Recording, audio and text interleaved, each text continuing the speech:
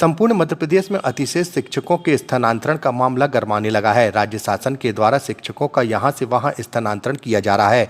जिन स्कूलों में शिक्षक अधिक थे उनको उन स्कूलों में शिफ्ट किया जा रहा है जहां शिक्षक कम है, और जिन स्कूलों में शिक्षक अधिक हैं वहां से हटाकर उनको उन स्कूलों में शिफ्ट किया जा रहा है जहां शिक्षक कम है। जहां शिक्षक कम है वहीं कुछ अधिकारियों ने कैमरे पर न आने की शर्त पर बताया कि सरकार की मंशा अच्छी है कि जो शिक्षक वर्षों से एक ही स्कूल में जमे थे उनको वहां से स्थानांतरित किया जा रहा है, जिसके शिक्षा का स्तर ऊंचा हो सकेगा। इधर हमने संघ के अध्यक्ष से बात की तो उन्होंने कहा कि त्रुटिपूर्ण तरीके से इनको ना हटाया जाए, नहीं तो हम आंदोलन करेंगे। वहीं हमने जिला शिक्षा अधिकारी से बात की तो उन्होंने कहा कि हमारे अधिकार में कुछ भी नहीं है, हम काउंसलिंग कर रहे हैं, यदि शिक्षक नहीं मानते हैं तो फिर उनका वेतन भी रुक सकता है।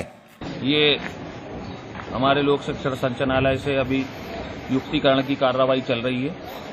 उसमें 151 प्राइमरी 38 सहायक शिक्षकों को लिया गया है। इसमें काफ़ी भ्रांति हैं। ज्ञापन के माध्यम से हमारे राज्य स्तर से भी ज्ञापन दिए जा रहे हैं। इन भ्रांतियों को खत्म करा जाए, विसंगतियों को खत्म करा जाए, उसके बाद ये काउंसलिंग की जाए। हम भी ये तैयार हैं कि जहाँ पे अतिशय शिक्षक हैं उनको हटना चाहिए, परंतु शासन को नियमानुसार हटाना चाहिए। और इसमें देखने में ये आ रहा है कोई बीच वाला आ रहा है, किसी को अभी तत्काल सूचना दी जा रही है, 3 दिन से कब सूची निकल रही, उसमें उसका नाम नहीं है, अभी तत्काल उसको फोन लगाकर बुलाया जा रहा है कि आप अतिशेष में आप आइए। अब उन लोगों का क्या हो रहा है कि जो वरिष्ठता के आधार पर जिनको आना चाहिए था वो आज बुला रहे हैं तो उनके पद भी जा रहे हैं।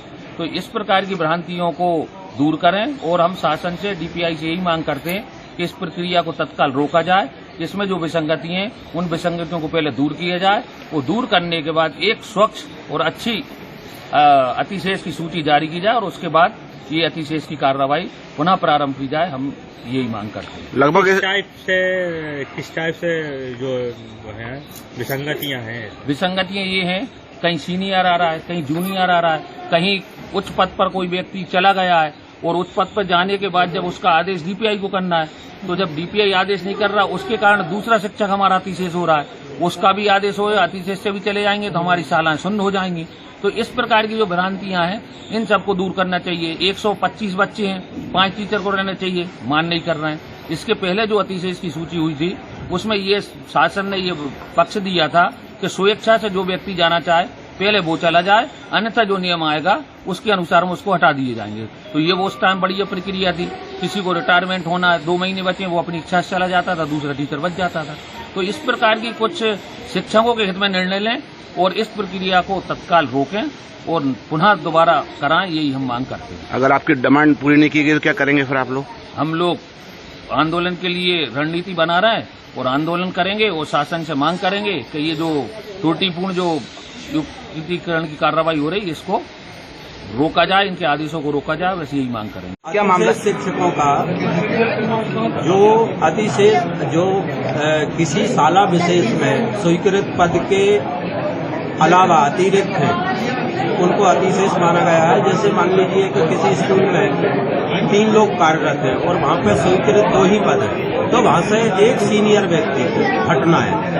आयुक्त लोक शिक्षण से हमें सूची प्राप्त हुई है और उस सूची के अनुसार हम इनको बुला के काउंसलिंग कर रहे हैं। रिक्त स्थानों की भी सूची प्राप्त हुई है। जिन सालों में रिक्त स्थान है वो अपनी मर्जी से स्वयं इच्छानुसार चयन कर रहे हैं, स्कूल ले रहे हैं। इसमें आपके ऑफिस का क्या रोल रहेगा? हमारे ऑफिस का केवल ये रहेगा कि हम उनसे रिक्त जगह चयन करा के और तुरंत हम गूगल शीट अपडेट कर रहे हैं। जो व्यक्ति जो भी शाला ले रहा है चयन कर रहा है उसकी ऑनलाइन अभी तुरंत यहीं पे गूगल शीट अपडेट कर रहे हैं और वो चली जाएगी। वहाँ से आयुक्त लोक शिक्षण से आदेश हो जाएगा। यदि ये शिक्षक लोग नहीं मानते हैं तो फिर क्या होगा इनका? शिक्षक नहीं मानेंगे तो हो सकता है जैसे आयुक्त घोषलेखा के निर्देश है कि जितने पद स्वीकृत हैं स्कूल में उतने ही लोगों की वेतन निकाली जाएगी।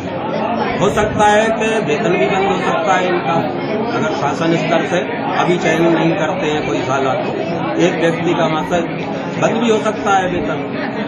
और आज सुबह अचानक मुझे फोन करके बुलाया कि आपका नाम है और आप आइए काउंसलिंग में।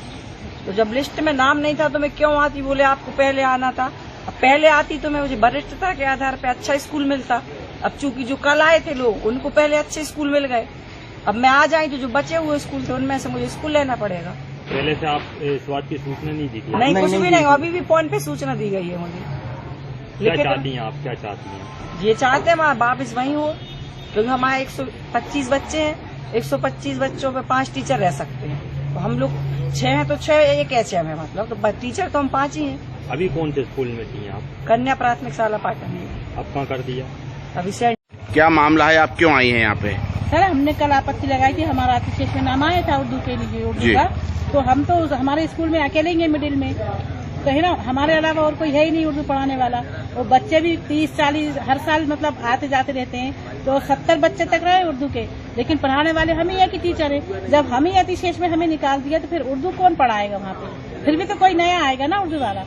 अगर 2 होते तो फिर भी अपन मान लेते चलो 2 टीचर हैं, लेकिन हम तो मिडिल में अकेले ही पढ़ा रहे हैं ना। कौन से स्कूल का मामला ये? Bareilly girls government school.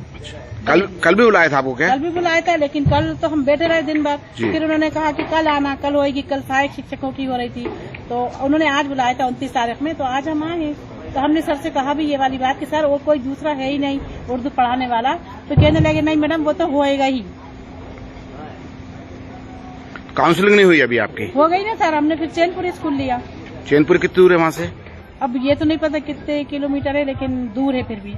कहाँ से टीचर हो आप? ये स्टोरियो टोला सुल्तानपुर। आज आप काहे के लिए आए हो यहाँ पे? यहाँ काउंसलिंग के लिए आए हुए हैं अतिशेष की। क्या हो रहा है आपके साथ? सर ये हो रहा है कि प्राइमरी में 93 बच्चे हैं और नियम अनुसार भी हैं, और 4 टीचर रहना चाहिए, लेकिन एक टीचर का अतिशेष में नाम आ गया। और अभी मैपिंग चली रही है, सितंबर तक मैपिंग भी चलेगी, बच्चे बढ़ेंगे, कम तो होना नहीं है, बढ़ेंगे बच्चे, लेकिन उसके बाद भी नाम आया हुआ है। तो आप क्या चाहते हो? हम ये चाहते हैं नियम अनुसार तो हमें वही रहना चाहिए, लेकिन उसके बाद अगर शासन भेजती है तो उससे भी तैयार हैं हम तो। कितने साल होगा आपको इस स्कूल में? 14 साल हो गए। क्या नाम है आपका? शबाना बानो।